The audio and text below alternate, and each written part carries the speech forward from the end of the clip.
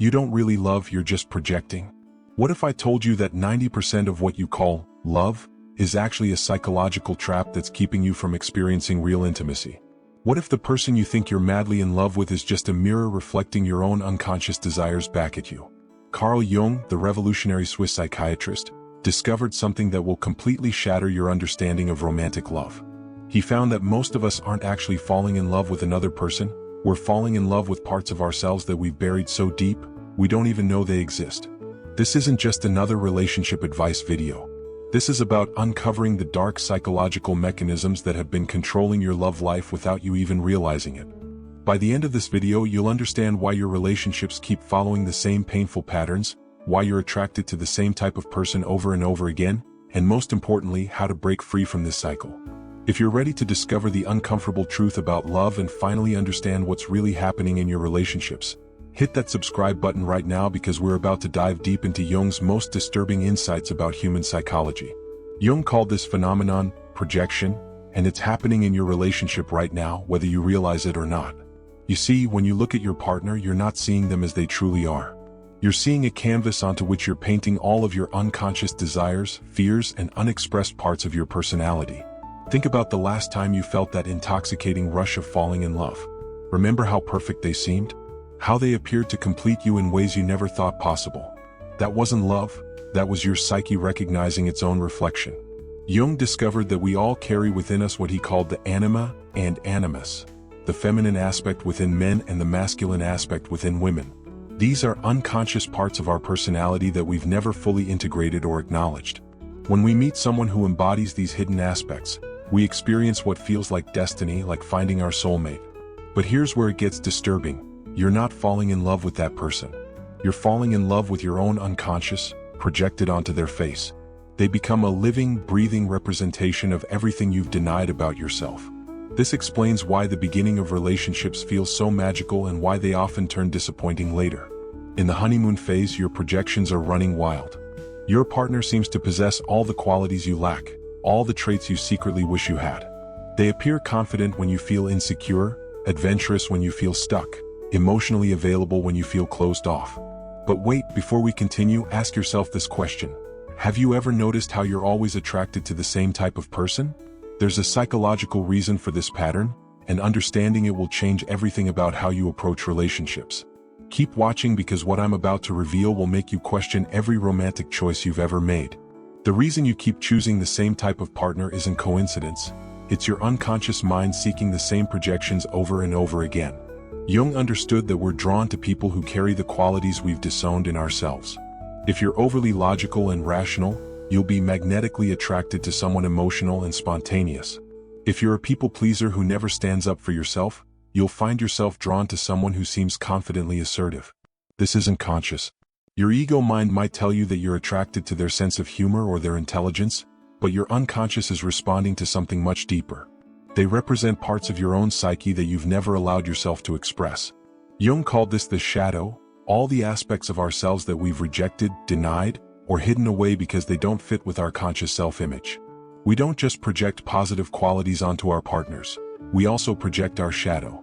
This explains why relationships can become so volatile and why the same person who once seemed perfect can suddenly become the source of your greatest frustration. When you're fighting with your partner, you're often fighting with your own shadow that you see reflected in them. The qualities that initially attracted you become the very things that drive you crazy. Their spontaneity becomes recklessness. Their confidence becomes arrogance. Their emotional availability becomes neediness. This is what Jung meant when he said that everything that irritates us about others can lead us to an understanding of ourselves. Your partner becomes a mirror showing you exactly what you need to integrate within your own personality. But here's the crucial part. Most people never realize this is happening. They blame their partner for changing, for not being the person they fell in love with. The truth is, their partner never changed, your projections evolved. You're seeing more clearly now, but instead of recognizing this as an opportunity for growth, most people panic and either cling desperately to their illusions or run away to find someone new to project onto. This cycle continues endlessly until you develop what Jung called conscious relationship, the ability to see your partner as they truly are, separate from your projections. Now here's where this gets really interesting, and this might be hard to hear, but the intense emotional pain you feel when relationships end isn't actually about losing that person. It's about losing your projections. Stay with me because understanding this will transform how you process heartbreak forever. When a relationship ends, what you're really mourning isn't the actual person you lost. You're mourning the parts of yourself that you experienced through them. You're grieving the version of yourself that felt complete when you were with them. This is why breakups feel like losing a part of yourself, because in a psychological sense, you are. Jung observed that people often stay in unhealthy relationships not because they truly love their partner, but because they're addicted to their projections. They're addicted to the feeling of wholeness that comes from believing someone else completes them. This is why leaving toxic relationships can feel impossible, even when you logically know you should leave. Your unconscious mind is terrified of losing its projection screen. Without your partner to project onto, you're forced to confront the uncomfortable reality that you are responsible for developing those qualities within yourself. It's much easier to believe that someone else holds the key to your happiness than to do the difficult work of psychological integration. This projection addiction explains why people jump from relationship to relationship, always searching for the one. They're not looking for a person, they're looking for their next projection fix. They need someone new to carry their disowned parts so they don't have to face the challenging work of becoming whole within themselves. Jung believed that true love could only emerge after you've reclaimed your projections. This process requires what he called individuation, the psychological work of integrating all aspects of your personality, both light and shadow, into a conscious, unified self. Only when you become psychologically complete within yourself can you love another person for who they truly are, rather than for what they represent to your unconscious mind. This is the difference between romantic obsession and mature love. Romantic obsession is always about you, about what the other person does for your psychology, how they make you feel, what they represent. Mature love is about truly seeing and accepting another person as a separate individual with their own complex inner world. This doesn't mean the magic disappears. It means the magic becomes real instead of illusory. Here's what's really going to blow your mind. The person you think you know better than anyone else in the world, your long-term partner, you might not actually know them at all. You might only know your projections of them. This realization has saved countless marriages and relationships. Keep watching to discover how to see your partner with completely fresh eyes. Even in long-term relationships, projections continue to operate. In fact, they often become more entrenched over time. You develop a mental model of who your partner is, and then you filter all of their behavior through this model. You literally stop seeing them as they are and only see them as you expect them to be. This is why couples can live together for years and still feel like strangers. They're not relating to each other, they're relating to their mental constructs of each other. Each person becomes trapped in the other's projection, playing out roles that may have nothing to do with their authentic selves. Jung noticed that in healthy relationships, partners serve as mirrors for each other's growth. They help each other see blind spots and unconscious patterns. But in unconscious relationships, partners become locked in what he called psychological complexes, repetitive patterns where each person triggers the other's wounds and defenses. The way out of this trap is through what Jung called active imagination, the practice of consciously engaging with your unconscious projections. This means learning to recognize when you're projecting and then asking yourself, what part of me am I seeing in my partner right now? What quality am I attributing to them that I actually need to develop within myself? This process requires radical honesty and emotional courage.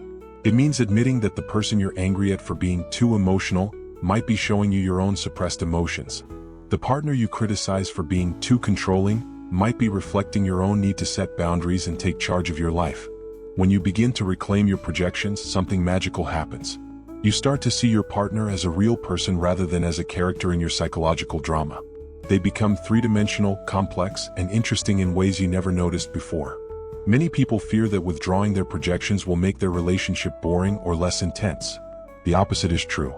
Projection-based relationships are actually quite predictable and limited because they're based on unconscious patterns. When you relate to someone authentically, without the filter of projection, every interaction becomes fresh and surprising. This is the foundation of what Jung considered true intimacy, the ability to be fully yourself with another person who is fully themselves, without the need for psychological masks or projections. Now, what I'm about to tell you might make you uncomfortable, but it's essential. Your parents programmed your love life before you were even old enough to speak. The way you love as an adult is largely determined by psychological patterns you absorbed in childhood. Understanding this pattern is the key to breaking free from unconscious relationship cycles. Jung understood that our earliest relationships create what he called complexes, autonomous psychological patterns that operate outside of our conscious control. The relationship between your parents becomes the template for what love looks like in your unconscious mind. If your parents had a tumultuous, dramatic relationship, part of you will associate love with drama and conflict. If they were emotionally distant, you might mistake emotional unavailability for stability. If one parent was dominant and the other submissive, you'll unconsciously seek to recreate this dynamic in your adult relationships. This happens completely outside of your awareness. You might consciously want a peaceful, loving relationship, but your unconscious is programmed to recognize the familiar patterns from childhood as love. This is why people often find themselves in relationships that remind them of their parents' marriage, even when they swore they would never repeat those patterns. Jung called this phenomenon the personal unconscious, the repository of all your early experiences, especially those that were too overwhelming or confusing for your young mind to process consciously. These experiences create what he termed complexes, emotional patterns that get triggered in relationships. For example, if you had a parent who was unpredictably loving and rejecting, you might develop what Jung called an abandonment complex. This complex will be activated whenever you're in a relationship, causing you to either desperately cling to your partner or push them away preemptively to avoid being abandoned. The tricky part is that complexes feel completely rational when they're activated. If your abandonment complex is triggered, it will feel absolutely logical to check your partner's phone, to demand constant reassurance, or to interpret their need for space as evidence they're leaving you. The complex creates its own reality. Jung believed that becoming conscious of these patterns was essential for psychological maturity. He called this process making the unconscious conscious. It requires looking honestly at your childhood experiences and recognizing how they continue to influence your adult relationships. This doesn't mean blaming your parents or becoming a victim of your past. It means understanding the psychological programming you inherited so you can choose whether to continue running those programs or to create new ones. Here's the part that will completely change how you think about compatibility. There's no such thing as finding the right person. Every person you could potentially be with will trigger your psychological complexes and activate your projections. The question isn't whether this will happen, it's what you'll do when it does. This insight alone could save you years of searching for someone who doesn't exist. Jung observed that the unconscious is incredibly intelligent in its choice of romantic partners. It doesn't choose people randomly, it chooses exactly the people who will activate your complexes and bring your unconscious patterns to the surface. This is why you can meet hundreds of people and only feel that spark with certain ones. Your unconscious recognizes someone who will serve as the perfect catalyst for your psychological growth. They carry the exact combination of qualities that will trigger your deepest wounds and your greatest potential for development. This is both the blessing and the curse of romantic relationships. From a Jungian perspective, there are no wrong relationships, only relationships where you remain unconscious versus relationships where you use the triggers as opportunities for growth. The person who drives you crazy with their need for control might be showing you your own powerlessness. The partner who seems emotionally unavailable might be reflecting your own fear of vulnerability. This completely reframes the concept of relationship problems. Instead of seeing conflicts as evidence that you're with the wrong person, you can see them as invitations to become more conscious. Every fight becomes an opportunity to discover something about yourself that you didn't know before. Jung believed that we're all walking around psychologically incomplete, missing pieces of ourselves that we've disowned or never developed. Relationships serve as a mechanism for psychological completion, but not in the way most people think. The goal isn't to find someone who completes you, it's to use the relationship as a mirror to discover the parts of yourself that need integration. This is why Jung was skeptical of the concept of soulmates. He believed that any two people could have a deeply fulfilling relationship if they were both committed to consciousness and growth. The magic isn't in finding the perfect person. It's in doing the psychological work that allows you to love imperfectly and be loved authentically.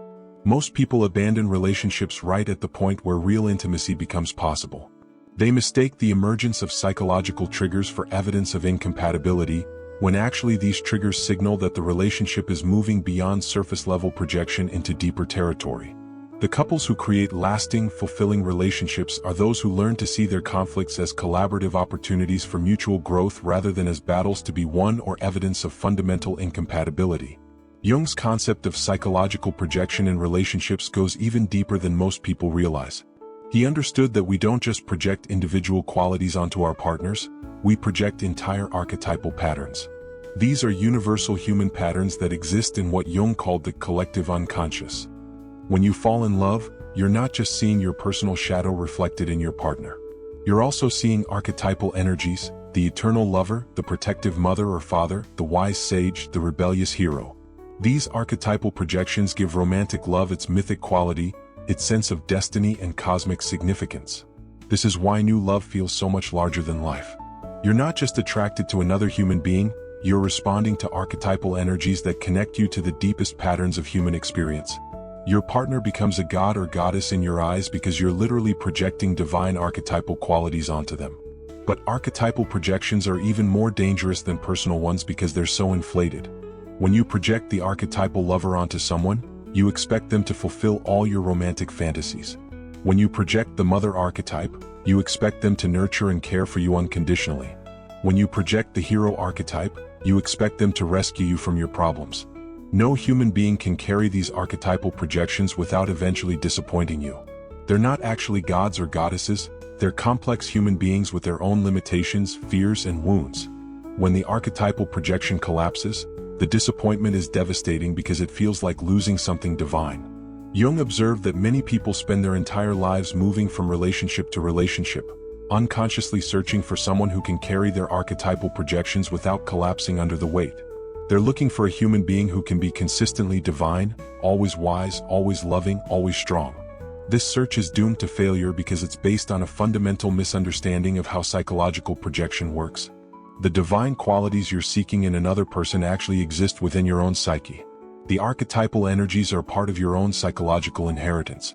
The path to mature love requires what Jung called withdrawing archetypal projections. This means recognizing that your partner is not your salvation, your completion, or your cosmic destiny. They're a fellow human being on their own journey of psychological development. So how do you actually begin to recognize and withdraw your projections? Jung developed several practical techniques for developing what he called conscious relationship. The first step is learning to notice when you're in the grip of projection. Projection always involves intense emotion that seems completely justified by external circumstances. If you find yourself having a strong emotional reaction to your partner's behavior, whether positive or negative, there's likely some projection involved. The intensity of your emotion is proportional to how much of your own psychology you're seeing reflected in them. Jung suggested asking yourself specific questions when you notice strong emotional reactions. What quality in my partner am I reacting to so strongly? Do I have this quality in myself? Have I disowned this quality? Am I secretly afraid of having this quality, or do I secretly wish I had more of it? For example, if you're intensely irritated by your partner's neediness, ask yourself, what parts of me are needy that I don't want to acknowledge? When do I act needy but tell myself I'm just being loving or caring? If you're attracted to your partner's confidence, ask, what would it look like for me to develop this confidence within myself instead of borrowing it from them? Another powerful technique Jung developed was what he called active imagination, consciously dialoguing with your projections. When you notice yourself projecting onto your partner, you can literally have an internal conversation with that projected quality. If you're projecting strength onto your partner, you might internally ask, what does strength mean to me? How do I give my power away? What would it look like for me to embody strength myself? This process helps you reclaim the energy you've been projecting outward. Jung also emphasized the importance of what he called holding the tension of opposites. Instead of trying to resolve conflicts immediately, he suggested sitting with the discomfort of contradictory feelings and allowing new insights to emerge. For instance, you might simultaneously love and hate certain qualities in your partner. Instead of trying to decide which feeling is right, Jung would suggest exploring both. How is this quality both attractive and repulsive to me? What does this contradiction tell me about myself? The goal isn't to eliminate all projections, that's impossible. The goal is to become conscious of them so they don't control your relationships unconsciously. When you begin to withdraw your projections and develop conscious relationship, something profound happens. You start to experience what Jung called individuation, the process of becoming psychologically whole and authentic. Your relationships become vehicles for mutual growth rather than unconscious reenactments of childhood patterns. This transformation doesn't happen overnight. Jung understood that psychological integration is a lifelong process that requires patience, compassion, and courage. You'll continue to project onto your partner, but you'll catch yourself more quickly. You'll still get triggered by their behavior, but you'll be curious about the trigger instead of just reactive. In conscious relationship, conflicts become collaborative investigations rather than battles. When your partner does something that upsets you, instead of attacking or defending, you might say, I'm having a strong reaction to what you just did. I want to understand what this is bringing up in me before we talk about what happened between us. This approach transforms the entire dynamic of relationship. Instead of two people unconsciously projecting onto each other and then fighting about their projections, you have two people committed to using their relationship as a mirror for self-discovery and growth. Jung believed that conscious relationship was one of the most powerful paths to psychological development. When you're truly committed to seeing yourself clearly through the mirror of intimate relationship, you accelerate your growth exponentially. Your partner becomes your greatest teacher, not because they're perfect, but because they consistently show you aspects of yourself that you couldn't see on your own.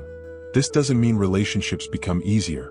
In some ways, they become more challenging because you can no longer blame your partner for your emotional experiences. You have to take responsibility for your own psychological reactions and do the work of integration. But the rewards are extraordinary. Conscious relationship offers a depth of intimacy and connection that's impossible when you're relating to projections instead of real people. You get to experience the joy of being truly known and accepted for who you are, not for who someone needs you to be. You also get to experience the profound satisfaction of loving someone authentically, seeing their flaws and limitations clearly and choosing to love them anyway, not despite their imperfections but including them. This is what Jung considered the ultimate goal of human psychological development, the ability to love consciously, completely, and without the need for illusion. The journey from projection-based love to conscious love is one of the most challenging and rewarding paths you can undertake. It requires giving up the comfortable illusions that most people mistake for love and embracing the messier, more complex reality of authentic relationship. Jung understood that most people would rather remain unconscious in their relationships than do the difficult work of psychological integration. It's easier to blame your partner for not being who you thought they were than to examine why you needed them to be that person in the first place. But for those brave enough to undertake this journey, the rewards extend far beyond your romantic relationships. When you learn to see clearly in intimate relationship, you develop the capacity to see clearly in all areas of your life. You stop projecting onto your friends, your family, your colleagues, and even your enemies. You begin to see the world as it actually is rather than as your psychology needs it to be. This is what Jung called psychological freedom, the liberation that comes from no longer being controlled by unconscious patterns and projections. Your relationships become sources of energy and growth rather than drains on your psychological resources. Instead of constantly managing your partner's emotions or trying to get them to fulfill your unconscious needs, you can focus on mutual support, shared adventure, and collaborative creation. Most importantly, you develop the capacity for what Jung considered the highest form of love that asks nothing in return, love that sees clearly and accepts completely, love that empowers rather than diminishes both people involved. This kind of love is rare because it requires psychological courage that most people aren't willing to develop. It requires facing your shadow, integrating your projections, and taking full responsibility for your own emotional experience. But once you taste this kind of authentic love, whether you're giving it or receiving it, you'll never want to go back to the projection-based relationships that most people settle for. The uncomfortable truth is that you don't really love your partner, you're just projecting parts of yourself onto them and calling it love.